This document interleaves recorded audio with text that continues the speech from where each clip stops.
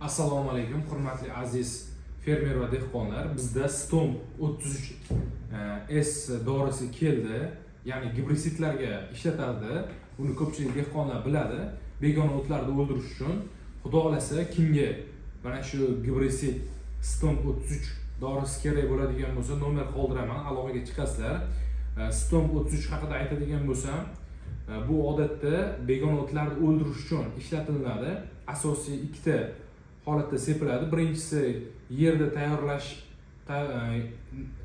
tayyorlab bo'lgandan keyin va urug'da ekishdan oldin ham sepsa yaxshi bo'ladi. Agar urug'da ekkandan keyin o'tlar chiqishdan oldin ham sepsa samarasi juda ham yaxshi bo'ladi.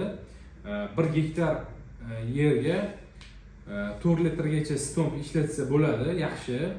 Xudo xolasa kimga Stomp dorisi kerak bo'ladigan bo'lsa, rasmini ham qoldiraman, ko'rasizlar.